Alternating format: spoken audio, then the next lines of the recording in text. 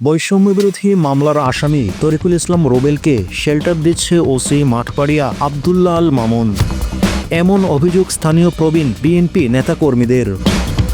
মঠবাড়িয়া থানার ওসিকে বারবার বলার পরও ধরছেন না তিনি এজাহারভুক্ত আসামিকে।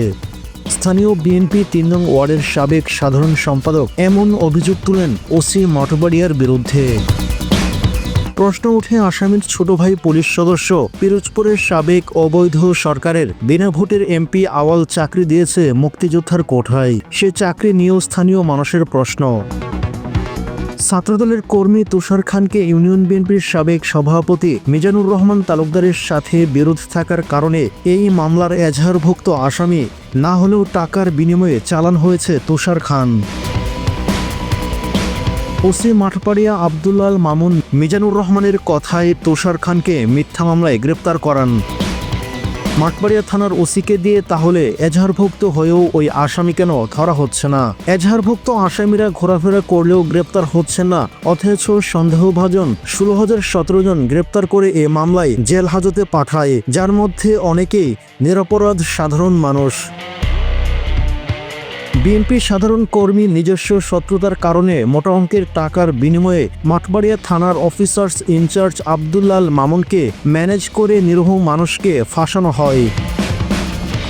এমন অভিযোগ করে মোহাম্মদ তুষার খানের বৃদ্ধ মা। তিনি জানান, সাবেক বিএনপি সভাপতি মিজানুর রহমান তালুকদারের নিকট পাওনা টাকা চাইতে গেলে সে আমার ছেলেকে নিজের রাজারহাট বাজার থেকে ধরে রেখে মাঠবাড়িয়া থানার ওসিকে ফোন করে নিয়ে যাওয়ার জন্য বলেন। আর এ সকল দুর্নীতির মাস্টার মাইন্ড হিসেবে কাজ করেন মঠবাড়িয়া থানার এসআই শহীদ। শহীদ এর আগেও 2 বার মঠবাড়িয়া থানায় কর্মরত ছিলেন, যার কারণে তার মঠবাড়িয়া থানার সকল প্রকার খোঁজ খবর ননখদর্পে সেই পরিচিত থাকার কারণে ওসি মঠবাড়িয়া এসআই শহীদকে ব্যবহার করে চাঁদাবাজি কারেকশন করার জন্য।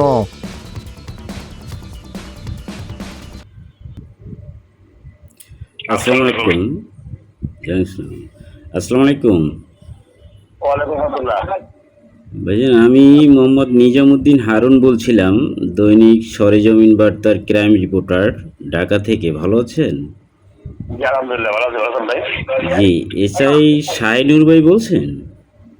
জি আমি এসআই শাহিন বলছিলাম ভাই। ভাই, আপনার কাছে একটু তথ্য জানার দরকার।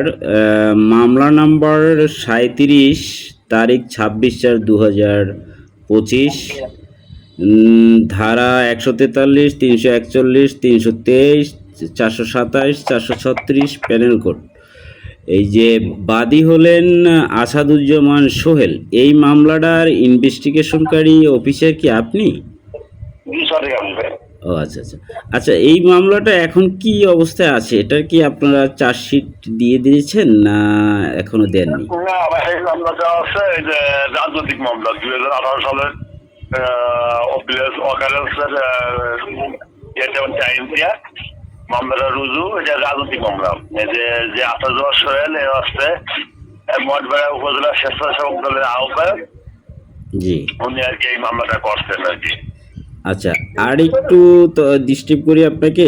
এই মামলাটায় টোটাল আসামি দেখা যাচ্ছে, এজাহার নামীয় আসামি হয়েছে 36 জন সম্ভবত। জি জি 36 জন। 36 জন। অজ্ঞাত আছে 1.5 থেকে 200 জন। এর মধ্যে কতজন গ্রেপ্তার হয়েছেন এ যাবত এই মামলায়? জানালো 3 জন গ্রেপ্তার আছে, আর অজ্ঞাত সন্দিগ্ধ সম্ভবত 16 বা 17। 16-17 অজ্ঞাত, আর এজাহার নামীয় 3 জন।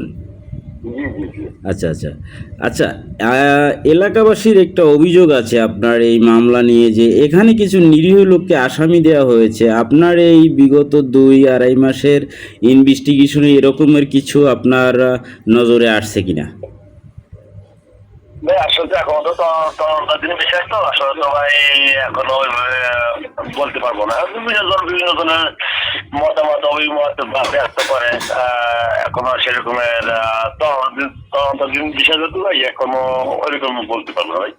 আচ্ছা, আর একটা বিষয় হয়েছে, এই মামলার 22 নম্বর এজাহার নামীয় আসামি রুবেল আকন, পিতা মৃত অলি আকন, সে ওপেনলি বাজারঘাটে ঘোরাফেরা করে এবং তার ছোট ভাই পুলিশ সদস্য বলে প্রভাব বিস্তার করে যে মামলা 10টা হলেও আমাকে গ্রেপ্তার করার ক্ষমতা নেই।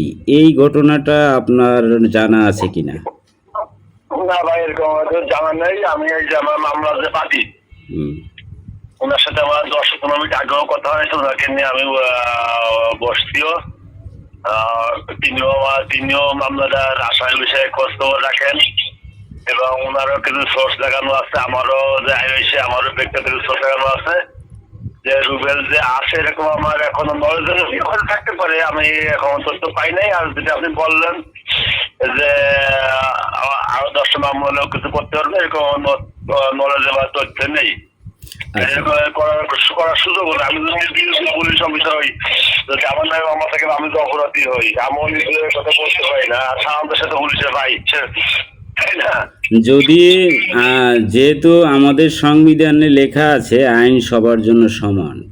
হ্যাঁ, ওটাই দেখেন যে আমাদের কত দামি অফিসার আইজি সার্ভম তো তারা বিভিন্ন মামলায় জেল খাটতেছে। আর তা হয়তো আমি সবাই নগণ্য একজন লোক, আরো যে হয়তো বলছে নদীপুর থেকে সেও নগণ্য। যাই হোক, আমার কাছে স্টিল ছবি পাঠিয়েছেন রাজারহাট বাজার থেকে। রুবেল রাজারহাট বাজারে চা খাচ্ছেন 3-4 দিন কন্টিনিউ, এবং আজকেরও স্টিল ছবি আমার কাছে পাঠিয়েছে রাজারহাট থেকে। তাকে গ্রেপ্তার করা হচ্ছে না। তো আসলে এই বিষয়টা যদি আপনি একটু দেখেন যে অবশ্যই আমি দেখবো। আমি ঢাকাতে ছিলাম, আমি 3 দিন স্টেশনের বাইরে ছিলাম। আমি ঢাকাতে ছিলাম বা অন্য একটা মামলার কাজে আমি পিবিআই হেডকোয়ার্টারে ছিলাম। ওইখান থেকে আমি আর কি এই যে সন্ধ্যার দিকে আর কি মঠ যোগদান করছি এবং যদি আসামি এলাকায় থেকে থাকে তাহলে অবশ্যই আমি আমার তথ্যের মাধ্যমে তথ্যের মাধ্যমে অবশ্যই তাকে গ্রেফতার করবো। আপনাকে ইনফর্ম করা হবে রাজারহাট থেকে, আপনাকে ইনফর্ম করা হবে আসামি কোথায় অবস্থান করতেছে, কখন কোথায়। ওকে ওকে ভাই, যদি ইনফর্ম করে দেওয়া যায় আমার জন্য ভালো হয়। তথ্যকালী করা আমার লিগাল একজন ভালো দিতে পারবে, সম্পূর্ণ বর্ণনা অবশ্যই দিবেন ভাই। ওকে ভাই, ধন্যবাদ। ভালো থাকবেন, সুস্থ থাকবেন। ওকে, আসসালামু আলাইকুম ভাই।